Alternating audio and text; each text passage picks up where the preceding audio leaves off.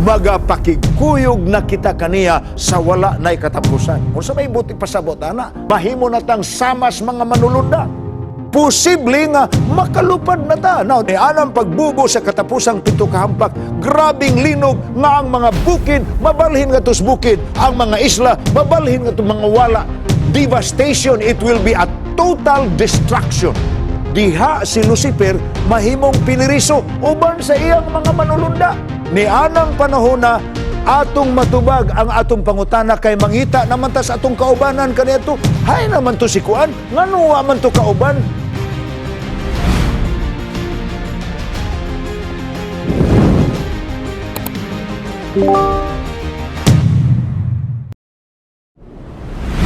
The millennium and the end of sin. Sa dili pa nato padayonon kana ako i-presko kaninyo ang sequence nga atong natun-an sa milabay nga pipila ka gabi.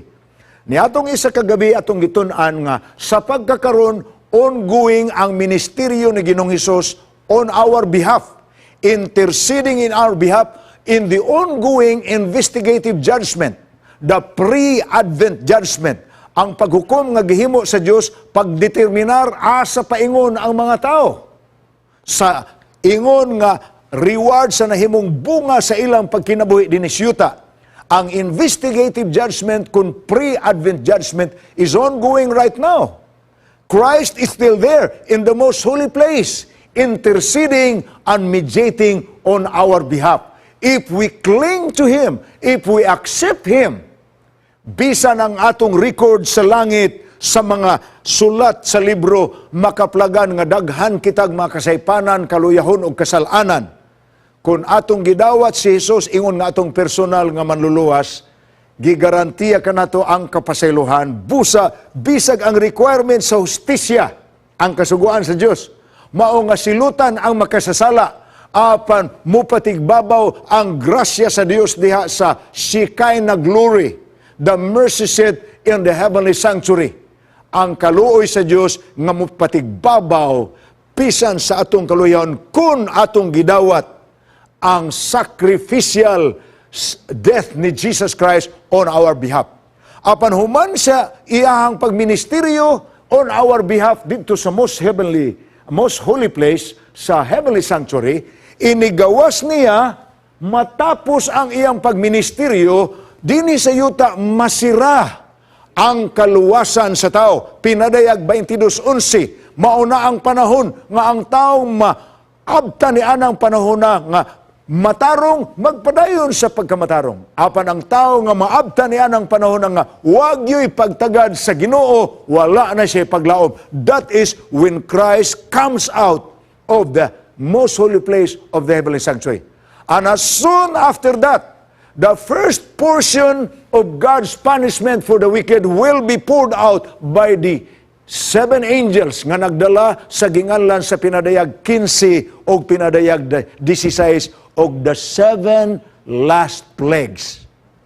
Apan sa 7th plague, sa dihang nahimo ang grabe nga devastation sa kalibutan, makita ang usa ka panganod sumala sa pinadayag 14, versikulo 14 paingon sa 16. Ang panganod nga gisaksyan sa atong manunubos, nga adunay purong-purong nga bulawan siyang ulo, apan siyang tuong kamot. Nagdala siya og galab, kay muanhes siya sa yuta aron sa pag-anis sa alanihon. Ang iyang mga anak nga andam ng tigumon sa gingharian sa langit, the second coming of Christ. Now, these are the events that we are expecting when those things will happen. Munang pag-abot ni Jesus Christ na ay mga hitabo. Apan sa dili pa nato kanaisgutan, please read the statement of beliefs with me. In English, fundamental beliefs number 27, the millennium and the end of sin. The millennium is the 1,000-year reign of Christ with the saints in heaven between the first and the second resurrections. During this time, the wicked dead will be judged. The earth will be utterly desolate without living human inhabitants, but occupied by Satan and his angels. At its close, Christ with his saints and the holy city will descend from heaven to earth. The unrighteous dead will then be resurrected, and with Satan and his angels, they will surround the city, but fire from God will consume them and cleanse the earth.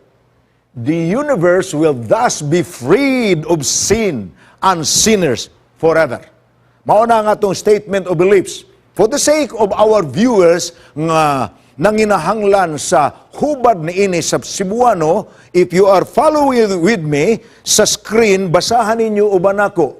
Fundamental beliefs numero 27 sa atong pagtulunan nga gikan sa kasulatan, ang milenyo o ang katapusan sa sala. Please read with me. Ang milenyo mao ang usa ka libo ka tuig nga paghari ni Kristo, uban sa iyang mga balaan dito sa langit, taliwala sa una ug sa ikaduhang pagkabanhaw. Niining panahon na ang mga dautan nga nangamatay pagahukman. Ang kalibutan mamahimong hilabihan kaawaaw nga walay buhing tao nga magapuyo apan giokupar kini ni Satanas ug sa iyang mga manulunda. Sa pagkatapos niini, pagkatapos sa kalibo ka tuig or milenyo, si Kristo uban sa iyang mga balaan ug sa balaang syudad mukunsad gikan sa langit nganhi sa yuta. Ang mga patay nga dautan mga banhaw ug uban kang Satanas ug sa iyang mga manulunda magalibot sila sa syudad, apan ang kalayo nga gikan sa Dios magasunog kanila ug magahinlo sa kalibutan. Sa ingon niini nga paagi, ang universo malingkawas na gikan sa sala ug sa mga makasasala hangtod sa wala nay katapusan. Hingpit nga langit ug yuta ang bag-ohon sa Dios. Okay. Sa dili pa nato i-explore kining pagtulunan, akong basahon sa inyo ang dapit sa balaang kasulatan diin anaa manukad ang atong pagtulunan, the millennium and the end of the world. Pinadayag Kapitulo 20, mga bersikulo 1 hangtod sa 10. Kana mooy nasulatan sa pulong milenyo, dili na nimo mabasa ang pulong millennium or milenyo, millennium sa English, milenyo sa Binisaya. Apan ang iyang kahulugan ni ana, mil anyos o sa kalibo katuig. So it's the term. So bear with me as we read this passage from Revelation chapter 20. Pailubin ninyo. Ugunya akong nakita nga gikan sa langit, nanaog ang usa ka manulunda nga sa iyang kamot diha ang yawi sa bungaw sa kahiladman nga walay kinutuban, ug ang usa ka dakong talikala kadina. Kanang talikala kadina na. Ug iyang gidakop ang dragon, ang karaang serpenti nga mao ang yawa og si Satanas. Ug iyang gigapo siya sulod sa usa ka libo ka tuig. Ug iyang gitambog siya ngadtos bungaw. Ug iyang gitabunan kini ug gitimrihan kini sa ibabaw niya aron dili na siya makapasalaag sa kanasuran hangtod matapos ang usa ka libo ka tuig. Tapos niini excuse me. Sorry. Tapos niini siya kinahanglan buhian sa makadiyot. Unya dihay nakita ko nga mga trono, ug niini na naglingkod ang mga gitugyanan sa pagpanghukom. Usab nakita ko ang mga kalag nga gipamunggutan sa ulo tungod sa ilang pagpanghimatuod mahitungod kang Hesus ug tungod sa pulong sa Dios. Ug nga wala mo simbas mapintas nga mananap o sa iyang larawan ug wala mo dawat sa iyang marka diha sa ilang mga agtang o sa ilang mga kamot. Sila na nga buhi pag-usab ug managhari uban kang Kristo sulod sa usa ka libo ka tuig. ug bahin sa uban nga mga nangamatay, kini sila dili pa mabuhi pag-usab hangtod matapos ang 1,000 ka tuig. Kini mao ang naunang pagkabanhaw. Bulahan ug balaan ang tawo nga makaambit sa naunang pagkabanhaw. Sa mga taong ingon ini, ang ikaduhang kamatayon walay gahom sa pagbuot. Hinunoa sila mahimong mga saserdote sa Dios ug ni Kristo, ug uban kaniya magahari sila sa 1,000 ka tuig. Daghang salamat kaayo. Thank you very much. Verse 7, pinadayag 20. Og inig katapos sa 1,000 ka tuig si Satanas pagahibuhian gikan sa iyang bilangguan. Og muguwa siya aron sa pagpahisalaag sa mga nasod nga anaa sa 4 ka tumoy sa yuta, sagug ug samagog, sa pagpatagbo kanila alang sa pagpakigubat ang ilang gidaghanon ingon sa bunbun sa dagat. Ug mitunga sila ngadto sa lapad nga yuta ug ilang gilibutan ang kampo sa mga balaan ug ang syudad nga hinigugma. Apan dihay kalayo nga mikunsad gikan sa langit ug milamoy kanila. Ug ang yawa nga nagpahisalaag kanila gitambog ngadto sa linaw nga kalayog asupri, diin atua ang mapintas nga mananap, ug ang mga mini nga propita, ug didto pagasakiton sila sa adlaw sa gabi hangtod sa kangturan. Higala, akong gibasa kaninyo ang passage in Scripture nga nahisulat ang 1,000 ka tuig. Okay, atong padayonon ang pagtuon. Unsa may significance ni ini sa atong doctrine of the last events. Ang doktrina kalabot sa katapusang panghitabo nga atong gihuwat ining atong kalibutan. Ato nang gisgutan. The climactic event, the ultimate prophecy in the Bible is the coming of Christ. Now, as soon as Christ comes, giingnan kita dinhi mga kaigsuonan nga mga banhaw ang nangamatay nga matarong diha kang Kristo. Mauni ang pagsugod sa Dios sa pag-establisar sa iyang gingharian katong giingon sa Daniel kapitulo 2 nga human sa kapanahonan sa tanang gingharian diri sa yuta, naana kita karon sa panahon sa tiil sa larawan nga nakita ni Nabucodonosor o gihubad ni Daniel. Kadtong maong tiil, mao ang dunay nagsagol nga yutang kulunon ug puthaw. Ang mga nasod nagdugol ra apan di nagyud magkahiusa. Ug niining panahon sa disunited nations, sa to pa mga nasod nga wa gyud magkahiusa, may bato nga mulupad gikan sa langit nga gikabhang sa usa ka dili makitang kamot og milupad kini aron mutugdon sa tiilan sa maong nagsunod-sunod nga magingharian sa yuta og mupulpog niining maong magingharian og kining maong bato mao ang mahimong gingharian nga wala nay makalumpag. Christ established His kingdom that will last forever when He comes. That's the final event that we are coming. We are waiting for.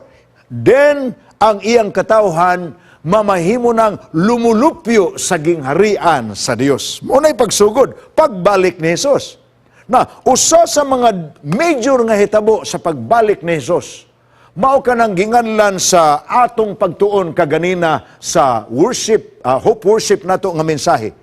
Ang first resurrection nga ato nang gibasa gikan sa 1 Tesalonica 4 versikulo 16, pagbalik sa Ginoo uban sa hutong sa iyang mga manulunda, mabati ang dakong tingog sa Dios ug ang budyong sa mga manulunda nga nanagkuyog kaniya ug sa budyong sa mga manulunda mga abli ang mga lubnganan sa mga taong balaan ang nanag-ila sa Dios apan nangamatay sa unang kamatayon. Kadtong nangamatay sa unang kamatayon, mabanhaw sila pagbalik sa Ginoo. First resurrection. Muna'y gitawag sa first resurrection. Ang namatay sa first death nga matarong, nabanhaw sa first resurrection. Unsa pa'y nahitabo sa panahon sa pagsugod sa milenyo or pagbalik ni Jesus. kanang mga tao nga nangabanhaw, nga nangamatay nga matarong, kuyog sa mga naabtan ni Kristo nga buhi nga matarong, wa kaagig kamatayon. Dunganon sila sa pagbaswat sa panganod, sumala sa 1 Tesalonica 4, versikulo 17. Dili muuna ang mga buhi nga matarong nga naabdan sa Ginoo nga buhi. Dili muuna ngadto sa langit. Di pud muuna ang nangabanhaway una-una magdungan, ang nanag-reunion, ang nanaghangop nga mga katawhan sa Dios nga giingon sa 1 Corinto kapitulo 15 nga giglorify na sa Dios ang ilang mga lawas. Hinumdumi ang pulong sa in English, giglorify. Gihimo na niyang mahimayaon ang mga lawas sa mga nangamatay nga matarong nga nangabanhaw sa iyang pagbalik, ug kita, or ato lang, God willing, mga abtan sa Ginoo nga buhi, nga dili makaagig kamatayon, himuon sa niya ang atong lawas, sumala sa 1 Corinto kapitulo 15, ang lawas nga madunuton, himuon na niyang dili na madunuton. Ang lawas nga himalatyon, himuon na niyang dili na himalatyon. So, when Jesus comes, we who will be citizens of God's kingdom will be glorified. Mahimayaon ang lawas. Dili na mamatay. Mauna ang katumanan sa iyan ang paghatag sa kinabuhi nga not subject to death anymore. Eternal life na ang iyang ihatag nato. On the other hand, dayon niyang hatag ni Ana ang mga panganod, mubaswat ka nato. Uban kita sa atong mga hinigugma nga gibanhaw. According to 1 Thessalonians chapter 4 verse 17, I think it's worth reading mga kaigsuunan kay nindot kayong paminawon ang description sa beginning of the millennium. Paminawa ra gyud. Kay kini among ipahayag kaninyo sumala bersikulo 15 ni sa 1 Tesalonica 4. Kay kini I'll start with verse 14. Kay maingon nga kita nagtuuman nga si Kristo namatay ug nabanhaw, maingon man usab sila nga nangamatay pagadad-on raon niya sa Dios, pinaagi kang Hesus uban kaniya. Verse 15. Kay kini among ipahayag kaninyo sumala sa pulong sa Ginoo nga kitang mga buhi nga magpabilin hangtod sa pagbalik ni sa Ginoo. Dili kita manguna kanila nga mga nangamatay. Verse 16. Kay ang Ginoo gayod mao ang manaog unya gikan sa langit, inubanan og singgit sa pagsugo, og sa tawag sa mga punuan sa mga manulunda, og sa tingog sa trumpita sa Dios. Ug unya ang mga nangamatay diha kang Kristo muuna sa pagpamangon. First resurrection. Verse 17. Og kita nga mga buhi pa nga mahabilin, pagasakgawon ngadtos mga panganod uban kanila, kinsa maning kanila, katong bag-ong nangabanhaw. Humanatog hangop, nagkita tas atong mga hinigugma nga nangabanhaw na, kita pagasakgawon ngadto sa langit uban kanila sa pagsugat sa Ginoo diha sa kahanginan. Og sa ingon ni ini kita magpakig-uban na sa Ginoo sa walay katapusan sa tanang panahon. Muna ni katumanan sa iyang saad sa John 14 verse 3. And when I have prepared a place for you, I will come again and receive you unto myself, that where I am, there ye may be also. Magapakigkuyog na kita kaniya sa wala na'y katapusan. Unsa may buti pasabot ana, asang Ginoo to ata, hinumdum higala. We cannot imagine what will be the kind of life that we will have when we will be there. Unas tanan, glorified na ang atong lawas. Mahimo na tang samas mga manulunda. Posible nga makalupad na ta. Now, these are muna gitawag mga igsuon nga implied nga meaning. Kay glorified naman ang atong bodies, we will be like the angels. We can perhaps travel wherever we want to travel. But there is more that we need to know regarding the events during the millennium. The righteous, dead, are resurrected. The righteous living will ascend together with them to meet the Lord on the air, and we will begin to reign with Christ in heaven for 1,000 years. What? Apan sa may mahitabo? Atong mga taong daotan, ato na nang gibasa sa atong passage kaganina, sa Revelation chapter 6, giingnan kita. Nga ang mga daotan nga buhi, nga maabtan sa Ginoo, dili man sila makasugakod sa pagtanaw sa himaya sa Dios. Musinggit sila sa mga bato, musinggit sila sa mga dagkong building, kay actually that is what is going to happen. There will be a total devastation, an overwhelming destruction on the face of the earth. Hinumdumi, nagsunod-sunod ang 7 kahampak. Grabe ang description sa pinadayag 15 o 16 sa 7 kahampak. The 7th plague, naghisgot nga kanang katapusan mao ang pagpangahulog sa tibugok sa ulan, yelo, nga tag 50 kilos ang gidakon. Abi ninyo, lisod ka ina madyonon. Unya, gidescribe pa diyas pinadayag Kapitulo 16, nga ni anang pagbubo sa katapusang 7 kahampak, grabing linog nga ang mga bukid, mabalhin nga tos bukid, ang mga isla, mabalhin nga tos mga wala.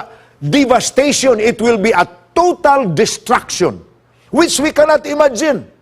It did not take place because of the bomb or unsang neutral holocaust nga mahitabo diha, nuclear holocaust nga mahitabo diha. It will be because God will destroy the earth. Mauna, pagbalik sa Ginoo, mga matay ang tanang wala mo ila sa Dios. So, nangabanhaw ang mga matarong nga patay, gilalin uban kanila ang mga matarong nga buhi, apan diri sa yuta ang tanang nahibilin nga wa madas paglalin sa langit nangamatay. All the enemies of God are slain. So, unsa may mahimong consequence ni ana? The earth will become desolate. Unsay desolate? Awaaw, wa na hitsura, sama sa before creation. Ana, apan ang dako nga konsekwensya nga atong gibasa kaganina sa pinadayag Kapitulo 20, kadtong giingon nga ni anang panahon na may manulunda nga nagdalag kadina talikala, gidakop si Satanas. Pagdakop kang Satanas, gibugkusan siya sa talikala, gihulog siya sa bungaw. Na kanang word nga bungaw diha sa pinadayag 20, pariha na sa pulong nga gigamit sa pagdescribe sa kalibutan before creation. Walay hitsura. Grabe ang devastation. Diha si Lucifer mahimong piniriso uban sa iyang mga manulunda. Nan kay piniriso man siya ni anang panahon na higala, wala gyud siya mahimo sama sa iyang kalihukan karon. Ang iyang kalihukan karon tanang klasis ka pagsabwag sa kadautan man. Siya'y nagagahom anang mga tulisan. Siya'y nagagahom anang mga kriminal. Siya'y nagagahom anang mga rapist. Siya'y nagagahom anang mga taong pinatyanay sa usag-usa. Ang tanang klasis pagkadautan, activities ka na ni Lucifer karon apan ni anang panahon na, wala na siya ay mahimong activity. Samag yun siya sa piniriso nga persons deprived of liberty. Kinadinahan, gibutang siya sa kalibutan nga wa nag-iyang matintal, sira og ang iyang mga manulunda ang magpinatyanay ni sila. Kung imong huna-hunaon higala. At the second coming of Christ, mauna ang mahitabo sa dayong abot ni Kristo. Number 1, ay ato ning reviewon ha. Mga banhaw ang nangamatay nga matarong. Ikaduha, ang mga naabtan sa Dios nga matarong buhi, ilalin sakay sa panganod uban sa nangabanhaw nga matarong, aron tagbuon ang Ginoo sa wala na'y katapusan. Ug mukuyog sa Dios ngadto sa gingharian sa langit sulod sa 2,000 katuig. Diri sa yuta, pagbalik sa Ginoo, samtang gilalin ang mga anak sa Dios, ang bagong nabanhaw ug ang naabtan niyang buhi, ang mga dautan pulos nangamatay. Og si Lucifer mahibilin nga wa nagyoy kalihukan kay wa na may iyang tintalon. Now, those are the events at the beginning of the millennium. what are the events during the millennium? Atong sugdan o expound ang Bible. At the second coming, Christ takes His followers to heaven, to the dwelling places He has prepared for them in the new judgment. Katubitang giingon niya sa Juan 14:1 ug 2, sa balay sa akong amahan, dunay daghang puloy-anan. In my Father's house are many mansions. I go to prepare a place for you. And if I go and prepare a place for you, I will come again. Nahuman na niya andam tong mga luna nato didto sa bag-ong Jerusalem. Ang puloy-anan sa Dios sa pagkahuman na niya andam atong lubalik siya diri. Okay, that's during the beginning. Now, while the millennium takes place, we are there, residents in the home that Jesus has prepared for us for 1,000 years in heaven. We will be there in the new Jerusalem nga gidescribe sa Pinadayag 21. Now, what about here? What about our activity there? Unsa may kalihukan nato? Gisgutan sa Biblia nga ni anang panahona nakita ni San Juan siyang pananawon nga daghang mga trono og nagalingkod sa mga trono ang mga anak sa Dios nga iyang ipangluwas og gipaapil sila sa paghukom. Munang gingalan og the millennial judgment. Ni anang panahona atong matubag ang atong pangutana kay mangita naman ta sa atong kaubanan kaniadto. Hay naman to si kuan, ngano wa man to kauban? During the 1,000 millennial judgment, makita nato agoy. Wa gid ito kahinulsol. So all questions related to who are saved and who are not will be answered during that because part of our activity during the millennium while we are in the heavenly kingdom will be, this is the time of the judgments of Satan. This is the time of the judgment of his angels, as the scriptures noted in 2 Peter chapter 2 verse 4 and in Jude chapter 6. Jude chapter 6, verse 6. Unsa pagyud ang mahitabo niining panahon na the judgment in which the righteous participate, ang atong pag-apil mo nang naihulagway diha sa inyong makita, may mga trono man lingkod kata diha ug atong makita ang tubag sa tanan atong pangutana kalabot sa mga paghukom sa Dios. The judgment in which the righteous participate serves the purpose of answering any question the righteous may have as to why the wicked are lost. Ug mao na po ng panahon na nga matuman ang giingon sa Biblia nga kanagong mga hinigog mga di gyud mo alagad hangtod sa pagbalik sa Ginoo, they will receive their share in the judgment. So we will be missing them. Pero naapoy ba na ito mga question, kato si kuan butaan man to kaayo, ano nga man to diri? All such questions, I'm just guiding you into what we call sanctified imagination. Unsaon pagpalakaw sa atong panghuna-huna, paghanduraw, kalabot sa mga hitabo ni anang panahon na gawa sa gisulti sa Biblia. Ni anang panahon na po during the millennium, si Satanas nga nag-inusara uban sa iyang mga manulunda nga wala na'y kalihukan. During the millennium, Satan will suffer intensely, confined with his angels to a desolate earth. He cannot carry on the deceptions that had constantly occupied his time. Ang iyagong fan inihigala, kanang makakita siyang mga taong malinawon, apan iyang gitikon unya mga samok, pamilya nga malipayon, iyang gitikon, sa buwagan niyag binhi nga daot, magsuon nga maayig tagad, unya tagaan niyag binhi sa kaligut-gut, nagdumot, nagpinatyanay, etc. All those are activities of the devil. Now he cannot do it anymore. That was his fun before, but he is not having that fun anymore. Munang pareha na siya sa atong gitawag karog mga piniriso. Persons deprived of liberty. PDL. Piniriso siya.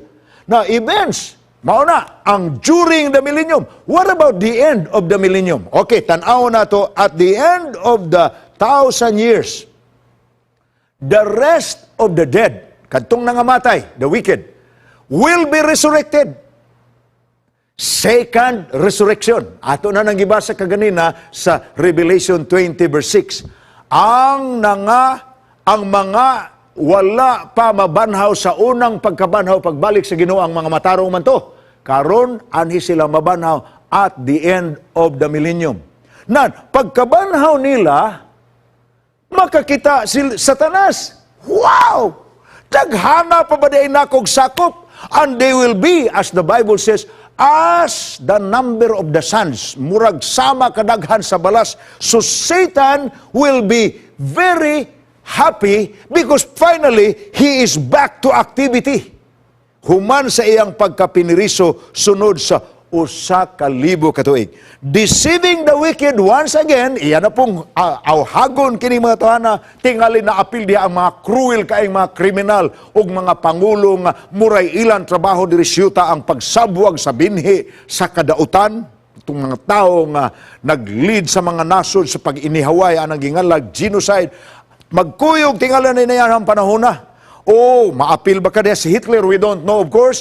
Maapil ba ka diya sila si Al Capone sa mafia, etc. Maapil ni Ana ba?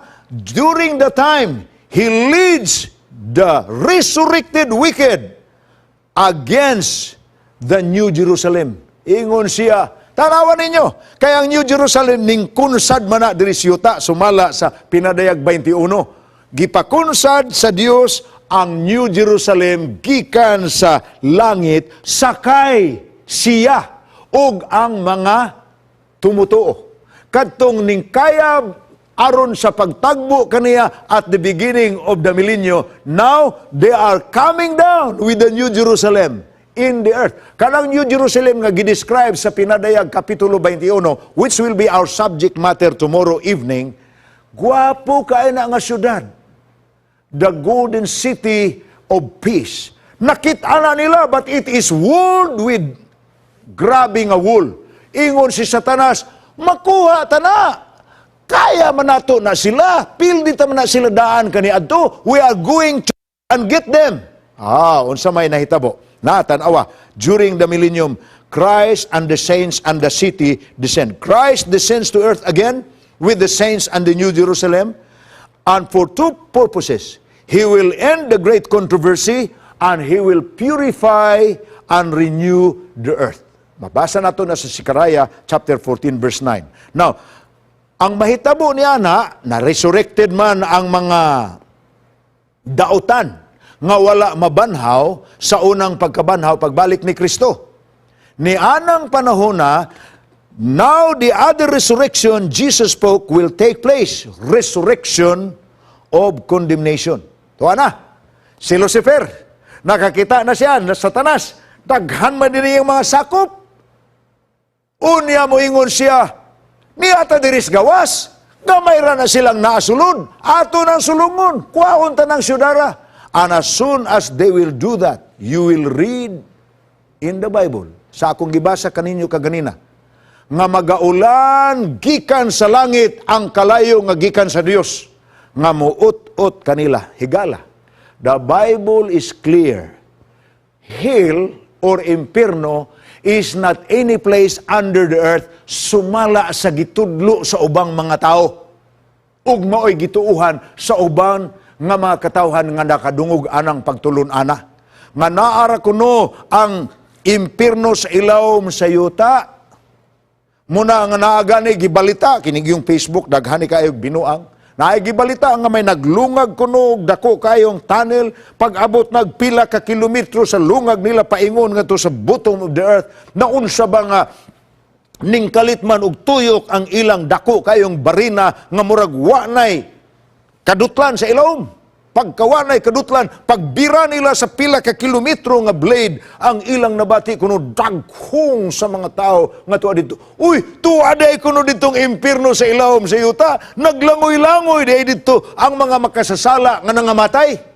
Higala, you will never read that in scriptures. We have already studied in our previous study nga ang tanang nangamatay, both matarong ug dautan, pulos tuas lubnganan. Why usang tuas langit? Wa po'y usa nga tuas impierno. Nga naman, ang impierno di ay human sa milenyo, kalayo nga gikan sa langit, mukonsum, musunog, muut-ut sa tanang dautan nga naglibot sa syudad nga ila untang ilugon ang puloy-anan sa mga linuwas. Mauna ang panahon nga giulanan ang kalayo mo punay giingon sa ikaduhang Pedro 3 versikulo 10 nga ang atong kalibutan matunaw unya sa hilabihang kainit.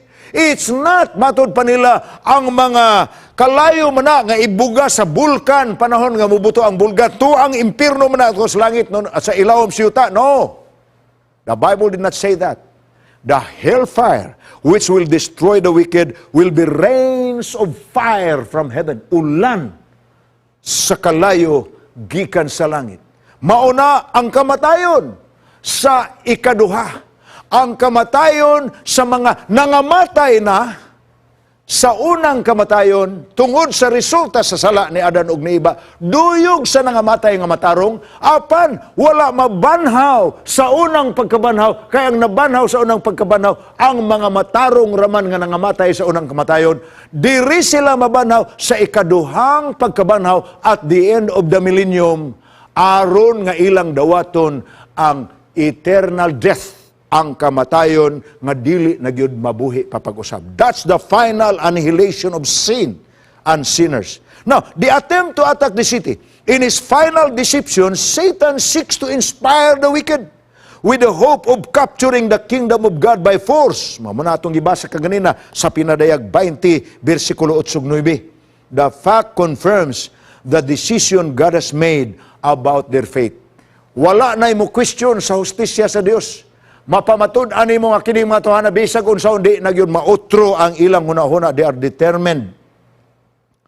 Dito sa gingharian sa langit, John indicates that when God's enemies have surrounded the city and are ready to attack it, God sets up His great white throne to carry out this executive phase of the judgment. God's record books will finally be open og ang bisan kinsa nga tao nga wala masulat sa basahon sa kinabuhi, they will be among those who will be burned in the fires of hell. Nanayo bang tao nag-ingon nga, pastor, sige na lang na sila langoy-langoy sa impierno dito. Kay eternal fire man kuno nang mo destroy kanila. Ako kang sultihan higala. Kanang term sa Bible nga eternal fire, wa man na magpasabot nga naglangoy-langoy gid sila diha, sukad sila namatay hangtod karon ug hangtod sangtod kay grabe ka unfair sa Ginoo kung munang klakiha nga ang tanang nangamatay nga dautan nga wa mahabwa gikas impierno tungod sa pangadji o sa misa o sa unsay gibuhat sa mga buhi para nila, hangtod ron naglangoy-langoy pa. Apan ang mamatay ugma mubura ang panahon siyang langoy-langoy sa impierno. No. Ang ginganlan og eternal fire sa Bible, ang word nga eternal fire is in reference to the effect of the destruction. Wala nagipagpasiguli pa ni anang destruction nga nahimo ang iyang effect mo eternal. Eternal fire means eternal destruction. Dili kay langoy-langoy nga why katapusang langoy sa kalayo sa impierno. Ako kamong basahan og usa ka teksto. Judas Jude verse 6. Paminawa. Ug ang mga manulunda, verse 7, sa ingon usab ni ana ang Sodoma ug ang Gomora ug ang kasilinganan nga mga kalungsuran nga sa samang paagi na nagpatuyang sa pagpakigilawas ug sa dili kinaiya nga kaulag. I think you already understand what that is. Wa matunong ba nga sex, dili mao ang gamit. Kana sila, Sodoma Gomora, nahimo silang mga pinig-ingnan pinaagi sa paghiagom sa silot sa kalayong dayon. Did you hear that? They were burned with the eternal fire. Ang pangutana. Dugay naman gisunog ang Sodoma ang Gomora. Panahon pa manilot og ni Abraham. Eternal fire man ang ngalan atong kalayuha nga nagsunog sa Sodoma sa Gomora. Naa pa ba ng kalayuha karon kay eternal fireman? No. When you go and visit the site today, what you can see is the Dead Sea. Nga mo giingon nila nga luna nga nalawom in taon tungod sa pag-ut-ut sa kalayo nga gikan sa langit, gipaulan sa Dios tungod sa sala sa mga Sodomites. O kanang mao nga kalayo, ginganlag eternal fire. Ang eternal fire simply means the destruction as an effect of the fire that destroys. Dili kay naglangoy-langoy ang mga taong dautan hangtod sa hangtod. Wala, dili na mao. Satan and sinners will be destroyed immediately upon their sentencing. Satan and his angels and his human followers receive their punishment. They are to die eternal death. Ang ilang destruction mo eternal. Dili naman sila mabanhaw pa. Kay ang second death, sukwahi sa first death nga temporary, kay sleep death raman to ang first death, mamatarong or dautan ang namatay sa first death, sleep raman to, apan ang second death, ang mamatay ni ana, which are the wicked, at the end of the millennium, together with Satan and his angels, ni anang panahona, dili na gyud sila mabanhaw pa, dili na gyud sila mobangon pa, kay eternal death ang second death. So Satan and sinners are destroyed. The second death that the wicked suffer means their total destruction. What then of the concept of an eternally burning hell? Ako na nang gitubag kaninyo. Ang eternal, nagpakita nga epekto sa kalayo, eternal ka na. It destroys forever. Now, according to the scriptures, God promises eternal life only to the righteous. The wages of sin is death, not eternal life in hell. It is death. Mamatay ang mga wicked sa dihang mukunsad ang kalayo nga gikan sa langit. When the Bible speaks of the eternal redemption, according to Hebrews 9 verse 12, an eternal judgment according to Hebrews 6 verse 2, it is referring to the eternal results of the redemption and the judgment, not to the endless process of redemption and judgment. Kaya una sa uban, endless na. Grabe po. Kung ang Ginoo nagsilot sa ang tanan dautan, muna nga kung giingon ninyo, ug mutuog taan ang pagtulunan nga dili gikan sa Biblia, mahimong inconsistent ang kinaiya sa Dios. Ngano man, kay kung mutuo ta atong giingon nila nga ang taong dautan kung siya mamatay, diritsog kuha ang yawa kaniya aron itambog siya dito sa linaw kalayo, nagsigi siya langoy-langoy dito, naidaghan nga dugay nakaigli ng nguyay. Kapinag 4 mil katuig ang ilang linangguyay dito. Kung muna inyong una-una. But that's not in the Bible. Ang destruction sa wicked is once and for all. It's not that they are going to swim in fires of hell forever. Kay naiuban da nga dugay kayog linanguyay. Napoy uban nga bago lang namatay, bago pa sila naglangoy-langoy, bubo ra ilang panahon. That is not the justice of God. God is a fair God. He will destroy the wicked with the destruction of the second death when the fires from heaven will consume them as soon as they intend to destroy and get the city where God's people are dwelling. The principle of punishment, this is the ultimate penalty for sin. As a result of their sin, all who refuse the salvation God offers will die eternally. Those who have rebelled against God the most will suffer more than those who have not. So, ang taas-taas yun og kasunog, dugay mapudpud, anang kalayo nga gikan sa langit, si Lucifer, si Satanas. Kay siya may ulo sa tanang sala. Ang iyang mga manunda, dugay sab sila, apan ang kadtong mga matawag-tag, mga alang-alang, katong ginganlan sa uban nga naara ibutang sa purgatorio, which is not in the Bible. Kadyot ra ang ilang pagkasunog. Higala, but it is still eternal death ang ilang kamatayon. Unsay mo sunod? Human sa paghinlo sa Dios, sa pagwala niya sa sala ug sa tanang makasala. Ang Bible nag-ingon, kanang kalayo nga mo destroy sa kalibutan, muot-ot ka na bisan pa sa tuod ug gamot sa sala. So the earth will really be cleansed totally. Tanan nga gamot ug tanan salingsing, tanang udlot, tanang tuod sa sala, wag tangon niya. Mauna nga sa Pinadayag 21 versikulo 5, nag-ingon ang Dios, nag-ingon ang Biblia, behold, I make all things new. Himuon ko ang tanan nga bago. Hinumdumi Ni alang panahon na we are there safe in the city of God. And God is going to recreate the world. And He will recreate it the way He did it in Genesis chapter 1. It is Eden restored. The world in its perfect shape will be restored. Ang nawala sa Genesis Kapitulo 3, karon i-restore sa Pinadayag 21. Ang hingpit nga Eden sa Genesis 1 ug 2, first two chapters, ibalik nga hingpit nga kalibutan sa katapusang duhapod ka kapitulo, Pinadayag 21 ug 22. O mga igsoon, that is what we are going to discuss tomorrow. Our last topic will be the home of the saved. Ang puloy-anan sa mga linuwas, sumala sa Biblia. And that will be the last topic we have on the doctrine of the last things. Maupunay tipik sa mga propesiya nga atong gipaabot nga matuman pa, kay wa pa man matuman. All the rest of the prophecy had already been fulfilled.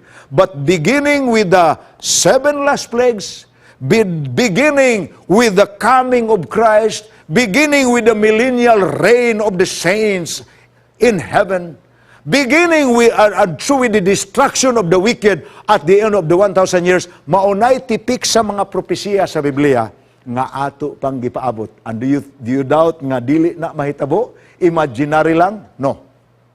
If you have seen that of the 1,900 plus prophecies of the scriptures, 95 to 98% have already been fulfilled, I don't think you will ever doubt that the remaining less than 5% will not be fulfilled. If the rest had been fulfilled in the past, what is left will be fulfilled in the future. All that we have to do now is to listen to the words of Christ in Revelation 3:20. Nagtindog ako sa pultahan sa imong kasing-kasing og nangatuktok. Imo gani kung pasudlon, mukuyog ako kanimo ug manihapon ako uban kanimo. Ang buti pasabot sa Dios, I will enjoy the fellowship with you if you let me into your life. Tonight, brothers and sisters, may I invite you, let Jesus come into your life, and He is going to give you the fulfillment of all His promises, including eternal life. May I now invite you to bow your heads as we pray. Our great God, our Heavenly Father, salamat yun kaayo Amahan nga imo ming gidala hangtod ni ining bahina sa among mga pagtulunan nga angayan, mahibaw-an ug masabtan aron kami mamalandong dawaton ba namo ang imong offer of salvation or not. Karon Amahan nga nasabtan na namo kining mga pagtulunana, tabangi kami nga among ibutang ang among kasing-kasing sa pagsunod kanimo. Pilio namo ikaw ni alang adlaw sa imong pagpadayag, mahilakip unya kamis katawhan nga imong dalhon sa gingharian sa langit ang puloy-anan sa mga linuwas. Panlangini ang tanan nga nagpatalinghog ug nagsunod na ining programaha sa ilang mga puloy-anan, sa ilang mga paningkamot sa kinabuhi. Salamat sa imong pagtubag sa ngalan ni Ginoong Hesus. Amen.